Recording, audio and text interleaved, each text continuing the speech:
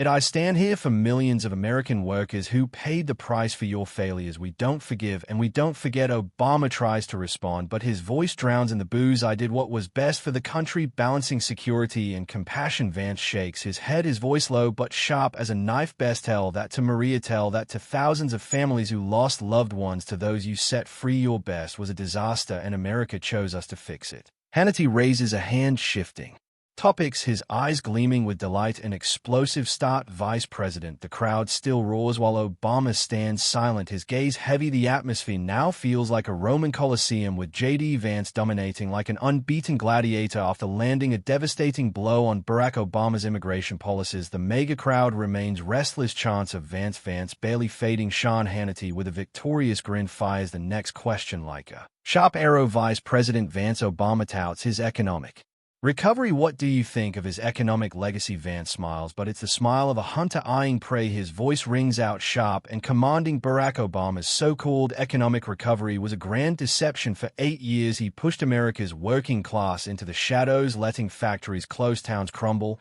and the American dream turn into a nightmare. I grew up in Ohio, where workers like my family were crushed by Obama's policies. This wasn't recovery, it was systematic destruction. The crowd erupts, applause like rolling thunder. Vance holds up a chart, stage lights illuminating cold numbers. Look at the facts. Under Obama, America lost 5 million manufacturing jobs. Average GDP growth was just 2%, the slowest since the Great Depression. National debt doubled from $10 trillion to $20 trillion, while Obama celebrated recoveries in Washington. Towns like Youngstown, Ohio, were left with rusted factories and desperate families. The audience shudders as Vance continues, his voice now brimming with emotion. Let me tell you about Joe Carter, a steel worker in Akron, Ohio. He worked 30 years at a factory raising 2 kids and dreaming of sending them to college. In 2015, the factory closed because of cheap import from China enabled by Obama's trade deals like TPP. Joe lost his job, his home, and eventually his hope. Today, Joe works part-time as a security guard, his wages barely covering groceries. Obama, you call that recoveries? Obama responds, his voice straining for confidence. My administration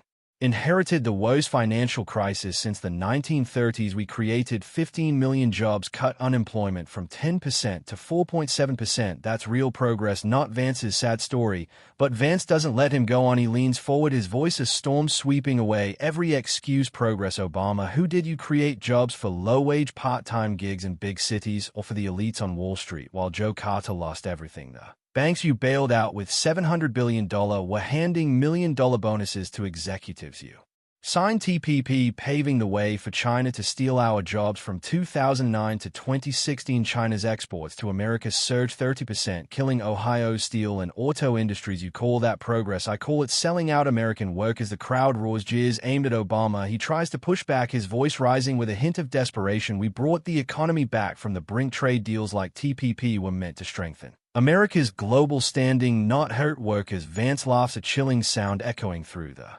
studio. Global standing? Obama, American workers don't need global standing, they need jobs to feed their kids, factories to work in, dreams to chase. You had 8 years to protect them, but you chose China, Wall Street, the elites, while you dined with billionaires. Joe Carter sold his car to buy milk for his kids. That's your economic legacy, a forgotten America. Vance holds up another photo, this time of an abandoned Ohio factory, its brick walls crumbling under a sunset. This is Joe's factory now, just a pile of scrap under you. 50,000 factories like this closed across America. I've walked through those towns, seen unemployed fathers lining up for benefits, mothers crying because they couldn't afford Christmas gifts. Have you ever stepped into those places, Obama, or did you just read report from the White House? The audience leaps to its feet, applause crashing like waves. Obama lowers his head, searching for words. We invested in clean energy, education, and healthcare to build a foundation for the future. Not everything was perfect, but we made progress. Vance shakes his head, his voice now a judgment. Progress? Tell that to the 5 million workers who lost jobs. Tell that to towns turned into industrial graveyards. You invested in green energy, but who paid the price? Workers like Joe, who didn't need solar panels but stable jobs. You failed them, and they chose Trump to fix your mistakes. Hannity cuts in, voice electric with excitement. Vice President, you say Trump has done better. How? Vance turns to the audience, His eyes blazing with conviction. President Trump and I brought jobs back from 2017 to 2020. We created 500,000 new manufacturing jobs. Our tariffs made China pay, protecting steel and auto industries. Last year, we added 200,000 jobs. Even as the liberal media screamed about recession, we don't just talk, we're rebuilding the American dream. Obama's voice falters. Tariffs hurt, consumers drive up prices. The economy needs cooperation, not trade wars. Vance fires back, his voice a slashing blade. Cooperation. You cooperated with China and they stole our jobs. Our tariffs brought work back for Joe, for Ohio, for America. You chose Beijing, we chose workers. Vance concludes his voice a declaration of war. Obama, your economic legacy is shuttered factories, broken families, and a forgotten America. Trump and I are restoring pride, jobs, and hope. You failed, and we are the answer. Hannity raises a hand, eyes gleaming. Another knockout blow. Vice President Obama cornered after 2 rounds of debate tries to maintain composure, but his shoulders sag slightly. Sean Hannity, eyes twinkling like a director of a grand drama, hurls the next question like wildfire. Vice President Vance, Obama spoke of racial unity, but many say he divided America. What do you think? Vance tilts his head, a subtle smile flickering like an archer locking onto a target. His voice rings out low but razor sharp like a death nail. Mr. For Hannity, Barack Obama promised unity but sowed division. For 8 years, he turned Americans against each other, pushing us to the edge over race, class, and belief. I grew up in Ohio, where workers, white, black, or Latino, shared one dream: work hard, raise a family, build a future. But Obama, with his lofty speeches, turned that dream into a cultural battlefield. The stands explode, applause like pounding rain. Vance raises a hand, his gaze sweeping the audience, his voice now tinged with outrage. Let me tell you about Sarah Thompson, a teacher in Dayton, Ohio. She taught for 20 years, loving every student regardless of race. In 2014, when Obama went on TV talking about white privilege after Ferguson, Sarah's students grilled her, "Do you have privilege?" Sarah, who grew up poor, working 3 jobs to raise her kids, felt slapped in the face. Obama, you turn people like Sarah into enemies just because of their skin color. Is that unity? The audience bristles, boos aimed at Obama. He responds, his voice straining for calm, but betraying defensiveness. I work to build bridges between communities, encouraging honest dialogue about race. My speech is aimed to heal, not divide. But Vance gives him no quarter. He steps closer to the podium, his voice a whirlwind tearing through every excuse. Honest dialogue. Obama, you didn't dialogue, you lectured. You stood on your pedestal telling workers like Sarah they were the problem, that they were privileged despite having nothing but sweat and debt. While you talked of healing, riots in Ferguson, Baltimore spread, tearing communities apart. You poured fuel on the fire, turning Americans into wearing factions. That's not unity, it's cultural manipulation. The crowd roars, shouts, drowning the studio. Obama tries to counter, his voice rising with a hint of anger. We had to confront America's history of injustice. I pushed for justice, not division. The riots were a consequence of inequality, not my words. Vance shakes his head, a contemptuous smile flickering. Justice, Obama, justice isn't turning white people into villains or black people into perpetual victims. Justice is treating everyone fairly regardless of race. But you chose division. In 2015, you backed the Justice Department to vilify police while communities in Chicago, Baltimore drowned in violence. Under you, violent crime in cities rose 20%. You call that justice? I call it the collapse of order. Vance holds up a sign showing a ravaged Dayton neighborhood with burned-out stores after riots. This is Dayton, Ohio. After your calls for justice, people like Sarah lost jobs because schools closed, family businesses were torched. I've walked those streets, heard residents beg for peace. Have you ever been there, Obama? Or do you just give speeches at Harvard? Obama responds, his voice trembling slightly. I visited those communities, listened to them. We invested billions in education, jobs to reduce inequality. Unity takes time and honesty. Vance cuts him off, his voice a swift, sharp blade. Time. You had 8 years and left America more fractured than ever. You invested billions, but who benefited? Elite in big cities, not people like Sarah in Dayton. You talk of honesty, but you boxed Americans into labels, privileged, oppressed. Instead of letting them be themselves, you turned American culture into an endless war.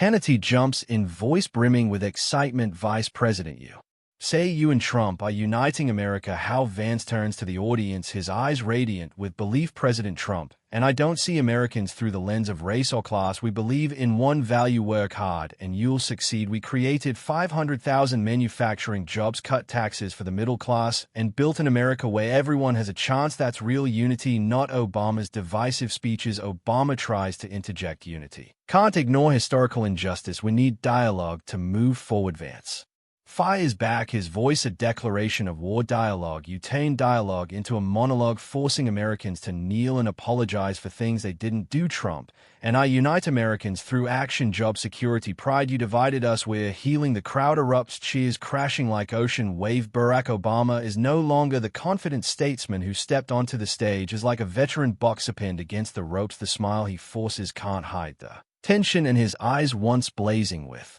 assurance, now dim under the pressure and relentless unspoken blows. In the midst of the audience's frenzy, Sean Hannity seizes the moment. His voice booms like a referee tossing gloves onto the ring, signaling the final round. Vice President Vance Obama praised himself as a global leader.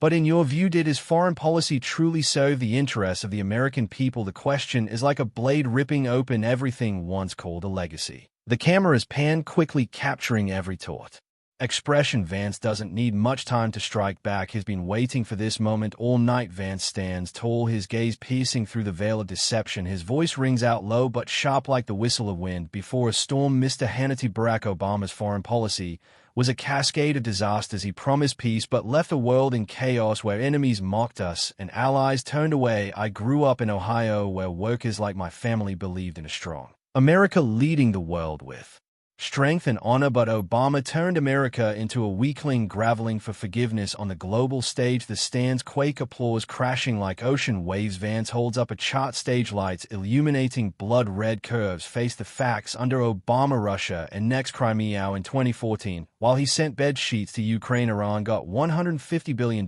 from the nuclear deal, using it to fund terrorism. China stole American technology, costing us $600 billion a year. Obama calls that leadership. I call it surrender.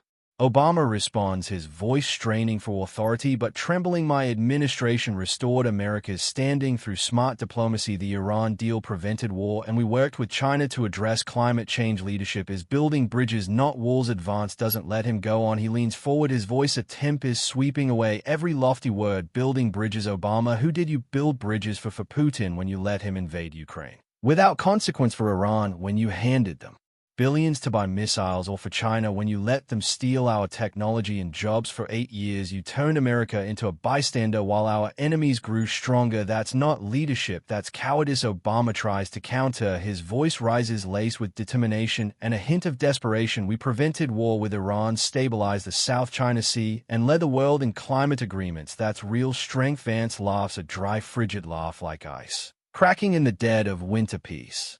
Vance repeats, his eyes sharp as knives. Your peace was just an illusion floating on paper. He doesn't need to hammer the point, only to list. When Russia took Crimea, you went on TV. When Iran tested ballistic missiles, you sent a letter of concern. When China illegally built islands in the South China Sea, you held a press conference. And while you spoke about climate, China boosted exports to America by 30%, drowning our manufacturing. Vance steps forward, his voice hard as tempered steel. I've met workers in Ohio, people who once had jobs, once had hope, now left with nothing because of cheap Chinese goods. They don't need a climate accord. They need a president who dares to protect them. He holds up a photo, a young American soldier standing on a Ukrainian battlefield, eyes fixed ahead, alone amid smoke and fire. This is Jacob Marine from Cincinnati. He fought in Ukraine where they lacked weapons because the Obama administration refused to send Javelin missiles. Under you, Ukraine lost Crimea. Jake lost comrades. I've met his family and seen the pain in their eyes. Have you ever met them, Obama? Or did you just sign deals with enemies and call it peace? The room falls silent. Then applause erupts like thunder. Obama speaks, his voice subdued. We chose support through humanitarian aid and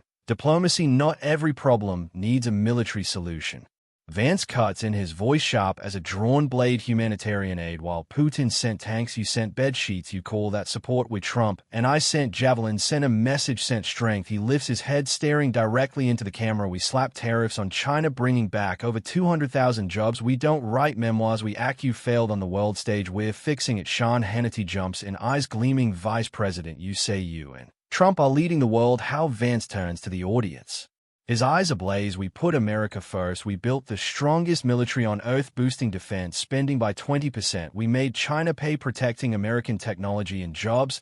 And we brought peace to Ukraine, not with speeches, but with resolve. That's leadership, strong, clear, uncompromising. Obama's voice wavers. Strength isn't just military diplomacy. Helped us avoid war and build alliances. Vance retorts, his voice a verdict. Alliances you made. Allies turn away when you let Russia and China run rampant. You avoided war by begging for peace. Trump and I stand tall, defend American interests, and the world respects us for it. The crowd leaps to its feet, cheers crashing like a tsunami. Vance concludes his voice an ironclad vow. Obama, your foreign policy was an America on its knees, allies disillusioned and enemies gloating. Trump and I are rebuilding an America that leads the world, where honor and strength pave the way. You failed, and we are the new light. The room explodes. The mega crowd surges, clapping furiously, their chants thundering like a storm, sweeping the stage into a whirlwind of fervor under the glare of camera lights. Barack Obama, once a towering orator, now resembles a stranded ship, his eyes adrift, hands trembling slightly as he adjusts his mic. Sean Hannity, with a smile like a ring master, pauses the debate to pull the audience, but the stage already belongs to Vance. Sean Hannity, like a man holding the reins of a fight spiraling beyond control, steps forward, his voice brimming with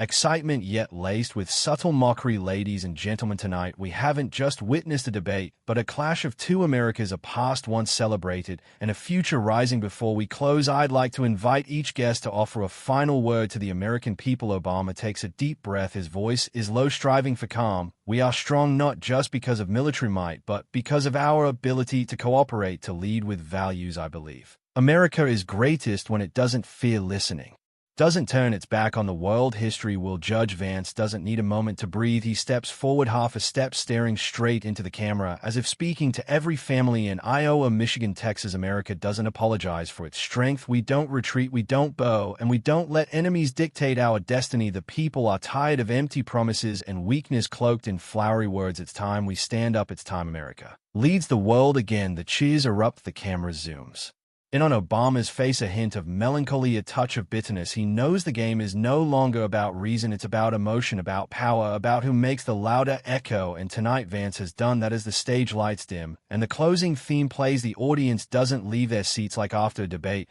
but like after a battle. Social media is already dominating the charts, with thousands of posts spreading clips of Vance attacking Obama on immigration, economy, culture, and foreign policy. One user writes, Vance is tearing Obama's legacy apart like a lion. A short clip, Vance holding up the photo of Soldier Jake and challenging Obama, hits 1 million views in minutes. Fox News and Breitbart blast breaking headlines. Vance crushes Obama in the debate of the century. Meanwhile, liberal outlets like CNN and New York Times publish pieces defending Obama, but their tone is feeble, criticizing Vance as overly aggressive. Those articles are swiftly drowned by the mega wave on social media. By dawn the next morning, as the city still sleeps, America is gripped by a new fever, a fever named Vance. Across social platforms, millions share, comment, and argue about the fiery showdown from the night before. It's no longer a debate between two individuals, but a clash of two visions, two essences, two Americas. While conservatives hail Vance as a populist hero daring to speak raw truth, progressives scramble to salvage Obama's image, though even they no longer believe in the power of words as they once did.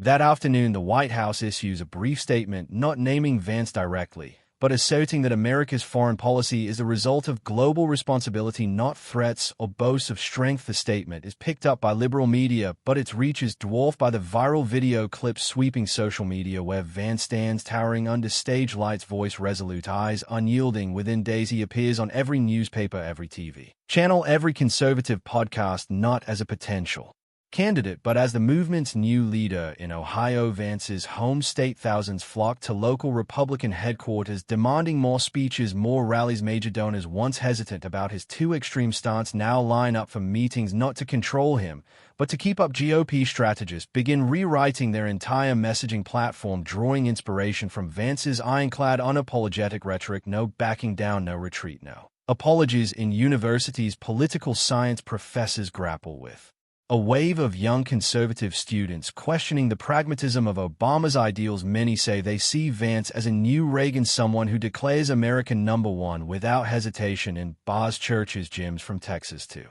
Pennsylvania, people don't discuss policy, they talk about grit. They don't say Vance is right, they say Vance dares to speak. A week later, an op-ed in The Atlantic titled "Politics is a Battlefield, no longer a forum" poses a haunting question: if the winner is the one who gets the audience to stand, cheer, and share videos endlessly, has American politics remained a space for reflection, or has it become an arena of instinct? But the piece is drowned out amid thousands of comments from both sides.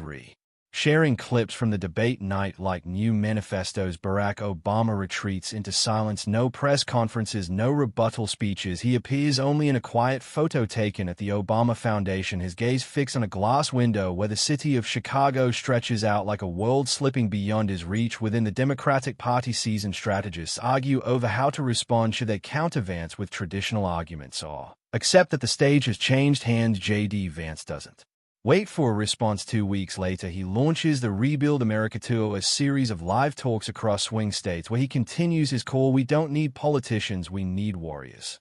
Venues are packed, some forced to set up outdoor screens to accommodate thousands waiting. He appears not as a polished statesman, but as a true American man, sleeves rolled up, eyes unblinking, words like cannon fire. That night in a speech in Des Moines, he closes with, I'm not running to be president, I'm running to restore the will of a nation shamed by those who once represented it.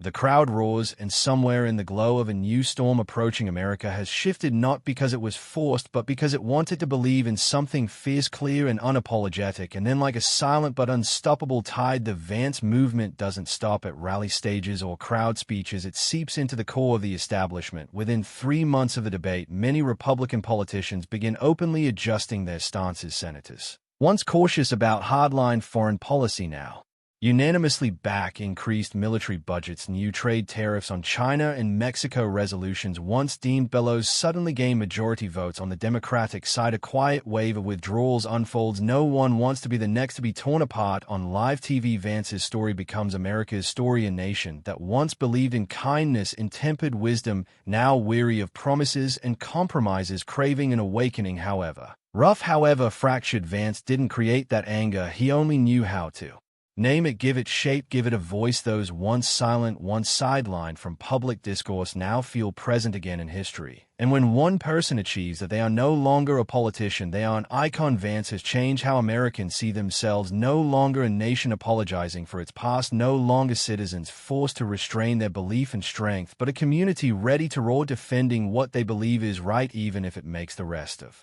the world shudder. He has made politics instinctive, relatable, but also dangerous to supporters. He is the light shattering the darkness of pretense and weakness to critics. He is the leader of a storm that could sweep away the foundational values of democracy.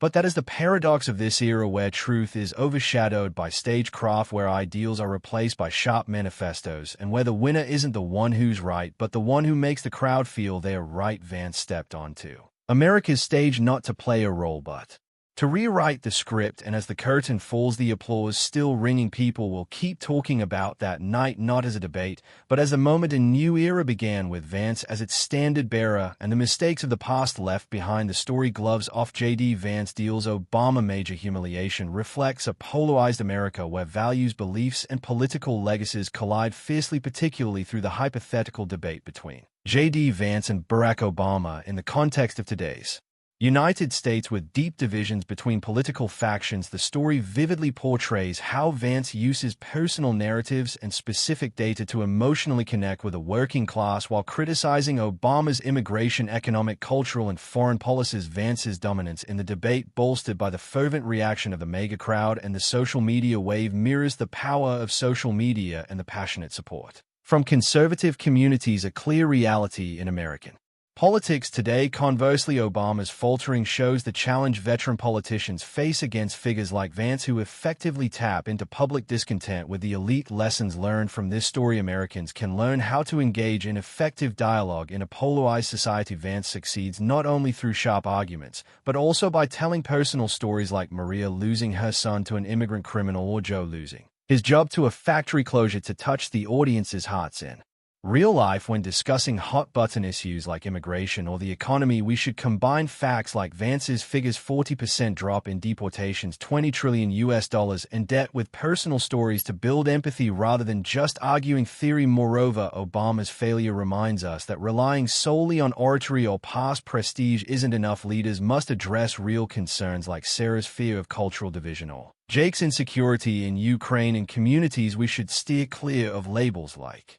privileged or oppressed that Vance criticized, instead fostering dialogue based on shared values like work and security. Finally, the social media surge in the story shows how platforms can amplify voices but also deepen divides. Americans should use these platforms to share positive stories like how Vance inspires the working class rather than personal attacks. By learning from Vance's victory, connecting emotionally using facts, and focusing on solutions, we can bridge divides and build a more united community in the challenging political landscape of America today. Subscribe to the channel to stay updated on sharp analyses of America's future, where Vance and MAGA are shaping the narrative. Thank you for watching, and see you in the next video with even hotter stories.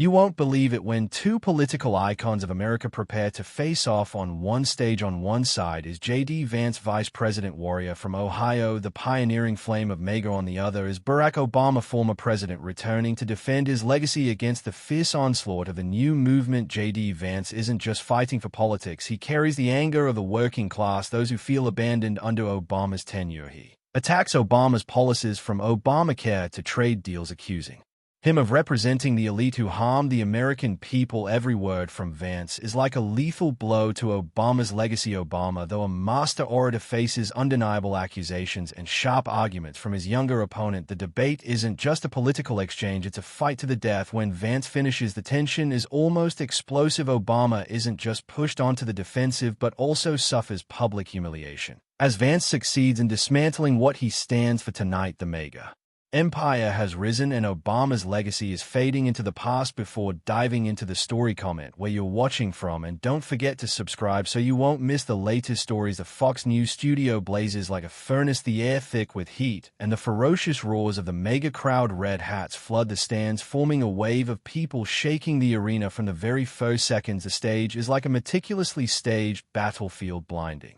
lights pounding, sound, cameras panning relentlessly to capture every breathtaking moment. At the eye of the storm, Sean Hannity, the veteran host, steps out with a sharp smile, his voice booming through the mic. Welcome, ladies and gentlemen, to the decisive debate. Tonight you will witness a historic showdown. Two generations, two visions, and only one America. He turns to the audience, hand raised amid thunderous applause. To my right, please welcome Vice President J.D. Vance, the warrior of the MAGA movement, the uncompromising voice of America's working class. The stands erupt. Vance, and opposite former President Barack Obama, here to defend the views, ideals, and legacy he led for 8 years in the White House. J.D. Vance stands behind his podium, eyes cold as ice, shoulders slightly forward like a boxer awaiting the bell. His gaze glints with sharpness, ready to tear apart every piece of Obama's legacy. Across from him, Barack Obama steps up with a calm demeanor, but his tense look and hands gripping the podium betray his true emotions. Without delay, Hannity launches the first question like tossing a grenade into the battlefield. Vice President Vance, how do you assess Mr. Obama's immigration policies? Did they truly protect the American people? The air tightens, the spotlight fixed on Vance. Vance responds instantly, his voice like thunder echoing through the studio. Mr. Hannity, Barack Obama's immigration policy is a stain on American history. It didn't just fail, it was a sellout of the people's security. For 8 years, Obama flung open the border gates, letting predators like MS-13 flood in, sowing blood and tears across American soil. I grew up in Middletown, Ohio, watching peaceful neighborhoods turn into battlegrounds because of criminals. Obama refused to deport. This wasn't policy, it was blatant betrayal. The stands erupt, applause crashing like a tidal wave. Vance raises a hand, quelling the frenzy, then continues, his voice now heavy with sorrow. Listen to the story of Maria Alvarez, a single mother in Columbus, Ohio. She worked grueling 12-hour days to raise her 3 kids. One night, her son Tommy, 16, was stabbed to death by an MS-13 member right on their front porch. The killer was an illegal immigrant previously arrested for violence, but released under Obama's watch. Maria now only holds Tommy's framed photo, weeping in despair. Obama,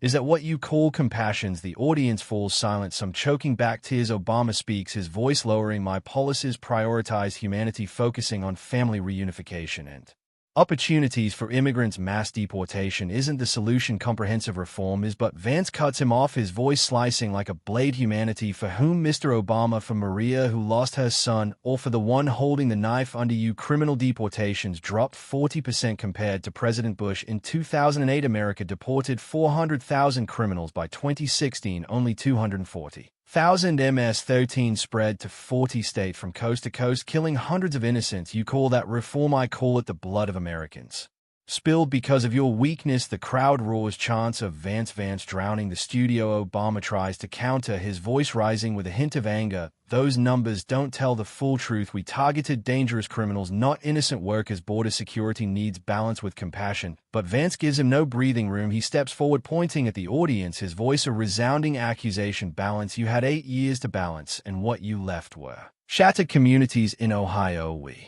don't need fancy word, we need safe neighborhoods where kids can play outside without fear of being shot. Under you, Mississippi 13 turned towns into hellscapes. They trafficked drugs, hacked off victims' hands, and left families broken. I've walked those streets, held the hands of mothers who lost their kids, and I swear they won't be forgotten. Vance pulls a photo from his pocket, holding it high for the cameras to catch. This is Tommy Alvarez, Maria's son. He wanted to be an engineer, but that dream was snuffed out by someone. You refuse to deport. Obama, look into Tommy's eyes and tell me you did the right thing. The audience goes quiet, then applause surges like a storm. Obama lowers his head, lips pressed tight, silent. Hannity jumps in, voice brimming with excitement. Vice President, you say you and Trump are changing this. How? Vance turns back, eyes blazing with pride. Since taking office, President Trump and I have arrested 1,000 MS-13 members, added 10,000 Border Patrol agents, and built 200 more miles of wall. We don't just talk, we act. Last year, criminal deportations rose 50% compared to Biden's time. The result, safer neighborhoods where families like Maria can sleep without fear. Obama tries to counter, his voice tinged with desperation. A wall doesn't address the root causes. We need to work with Central America, invest to reduce migration at its source. Vance smirks, a smile cold as ice. Work together you tried,